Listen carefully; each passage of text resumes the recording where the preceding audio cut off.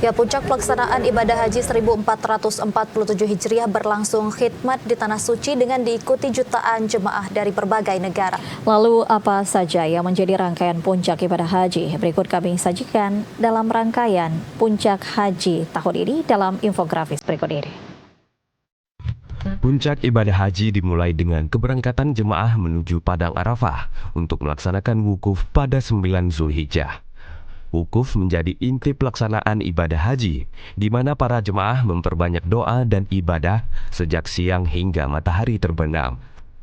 Setelah wukuf, jemaah bergerak menuju Musdalifah untuk menjalani mabit atau bermalam sambil mengumpulkan kerikil yang akan digunakan dalam proses lempar jumrah. Perjalanan kemudian dilanjutkan ke Mina untuk melaksanakan lempar jumrah sebagai simbol melawan godaan setan. Prosesi ini dilakukan secara bertahap guna menghindari kepadatan jemaah. Di tengah suhu panas yang tinggi, petugas haji terus mengimbau jemaah menjaga kondisi kesehatan dengan istirahat yang cukup dan memperbanyak konsumsi air putih. Petugas haji juga memastikan layanan transportasi, konsumsi, akomodasi, hingga kesehatan berjalan optimal selama rangkaian puncak haji berlangsung.